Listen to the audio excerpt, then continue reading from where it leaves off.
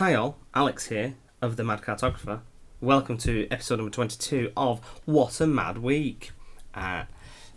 We're at the end of the Strongholds, we're at the end of the theme, we're at the end of the month. We have released the maps, they are available, the Foundry pack has now been updated. You might get the occasional noise from my dog who is asleep right behind me. I do apologise, but he likes to come and lie behind my chair whilst I'm working. We released some of the maps mid of the month and showcased them. We then released a bunch more and didn't release a video, and so this video is kind of covering everything that we haven't shown yet. We're doing it in Foundry VTT, so folks that use that particular virtual tabletop will get an idea of the levels module that we have used throughout. And we've used it in various maps. A lot of our maps are big battle maps with multiple levels for these strongholds. So yeah, it's been quite an interesting theme that we've tackled this month. I'm really happy with it, really happy with what we've ended up with. But if you don't use Foundry, all of these maps, they will come in their own, each level has its own map. And there's some PNG stuff for transparency for certain tabletops and stuff where it works out. But yeah, so these are usable by everybody, virtual tabletop, print, and then obviously built into Foundry, which is what we showcase on. So this is the Desert Stronghold, very simple 40 by 40 map. A lot of these maps we've tried to have some good amount of space around the actual fortification where we can. Doesn't necessarily always need to be that way or make sense to have it that way. But having the idea of, like, you know, some attack and defense, you know, a DM being able to place down a load of mobs surrounding like this desert fort, I think would be pretty cool. Very much in my mind when I was building it, and Harrison, who is our product manager, kind of mentioned it, is like, it really reminds me of Starship Troopers when they're kind of fighting off all the bugs attacking on the fort. I think that kind of encounter would be pretty cool. You know, like wave-based encounters would be pretty awesome, and a lot of these maps really lean into that. So this first one is Desert Stronghold, and you've got your little guy here, and so you've got inside, and you're under this initial platform area. We've got some columns. Don't generally use columns shadowing, but it works okay for this. We've got this downstairs building here. It's got this little captain's area or something like that. You can instantly, obviously players can't see all the blue lines, can't see the text, but they can choose to go upstairs, and then they are on top of this platform. So we've got this area that's got a wall here for a bit of extra coverage for anybody that is up on this platform. So if there's anybody in the courtyard, then these folks will be able to see them down here. I can demonstrate it pretty quickly, actually. They can't see them, but they can see them. So you've got that line of sight that this wall helps prevent. So you've got you've got a bit of a low wall, but then it's obviously at a higher elevation. So, you know, we like to try and make some cool tactical maps with our stuff. I don't think that's an auto walk down. No, it's not. Okay. Players can move up and down there if they want to, but I didn't want to put it on there as if it's meant to be that. So then we've got these little barracks areas here, and this is actually a 4-floor building. So it goes through here onto the other side of the platform, and you can go upstairs. And it tells you what elevation it's going to take you to each time, so the DM knows, you know, if you need to move anything up quickly, then he can do that, or she can do that. And then this takes us onto the roof, and again we've got this line of sight up here, whereas the player down there won't have the same vantage that this person up here does. But if they move too far away from the wall, then they're going to be too far away. So they, you know, the levels module is really clever for calculating that. So yeah, so we've got 1, 2, 3, 4, but there is also a floor down here, and it's like a little warehouse area that's underneath this bottom floor. Don't know what's going on with this wall here. Something that you can pass straight through. I should probably look into that and fix it. But yeah, so there you go. Got a 4-level tower, this upper little platform, and again, when you're up here, then you've got this vantage point on the outside for fighting any incoming combatants as the defenders, but on the outside you've not got the same vantage point. So that's Desert Stronghold. Then we've got Fort Boyardish, which is named after Fort Boyard, which is a famous TV show in the UK that is like a challenge, like a challenge game show where they do all these tasks and stuff, and it's set in this old sea fort. I think it's in France, and the name of the TV show is Fort Boyard. So you've got your person here. You've got some little prison cells. They can go up this ramp, and then you've got this little, all these cannons, this little outlook area. You've got some toilets, some barracks, little mess hall. Again, more vantage, looking out, bit of a defensible position.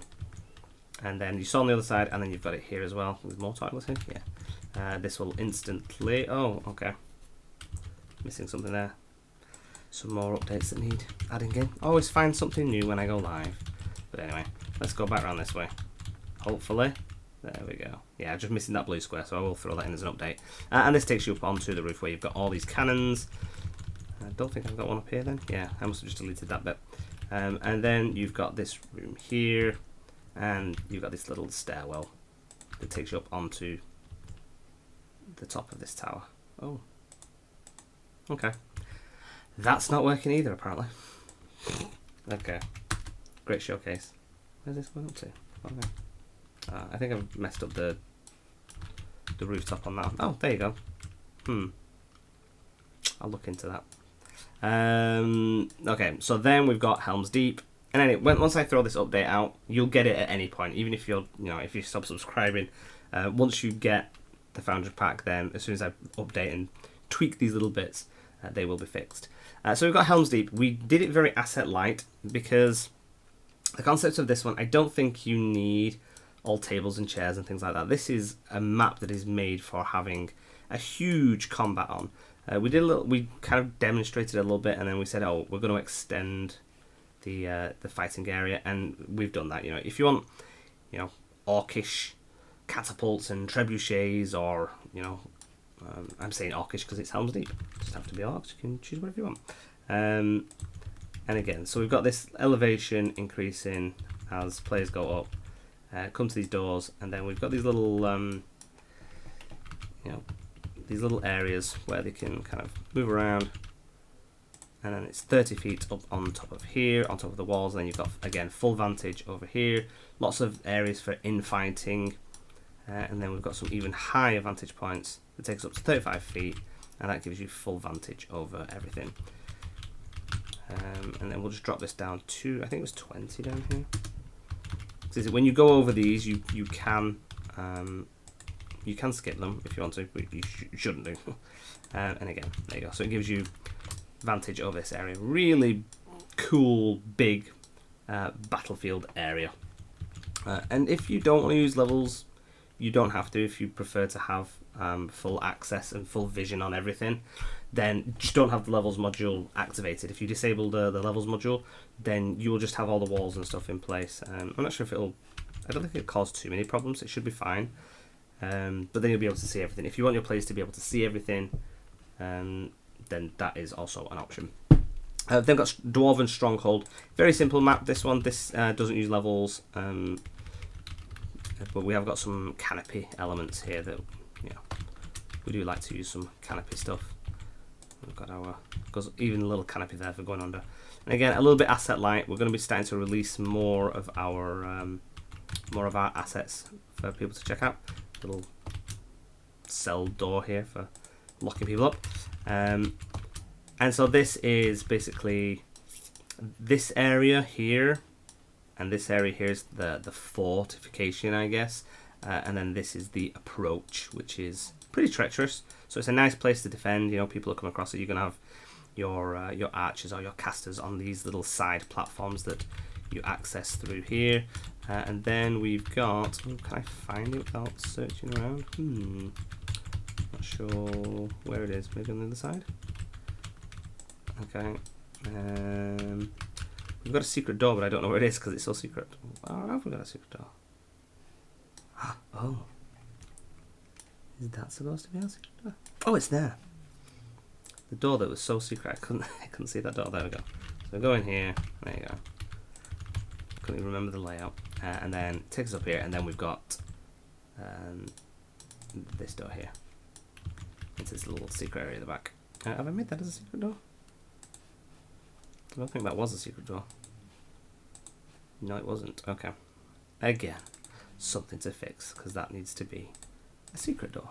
So that when you get here, the player doesn't know it's there, but then the DM can open it. So there you go. That's Dwarven Stronghold. Then we've got Bandit Hideout. We've got some little palisades, a bit of running water through here. Again, there's no levels on this one. I don't think there's any canopies on this one. I don't think there's any areas for it. We were originally going to do it so you could go under this bridge, but it just became so pointless to do an entire levels map just for that little feature that is pretty unnecessary. It seems as though that's a bridge square, that's a bridge square, and there's kind of like rocks there, so it'd be weird walking under it, and that's water anyway, so it didn't really matter. But you've got this little area for your bandits to hang out. Again, we've got these walls here for cover, for your gobos or your bandits to just be stepping out, taking some shots, and then hiding again. And here's a full look of the map. It's small, but it's not too small, but it's nice. I think, you know, multi-room, a nice little side encounter area, I think. And then we've got the Loot Tavern. So this map I made for my good friends over at Loot Tavern, Max and Aggie. And we made it for their Kickstarter, Helianna's Guide to Monster Hunting, which was a hugely successful Kickstarter a few months ago, which also included Jess Jackdaw as the third person on their team for the Kickstarter.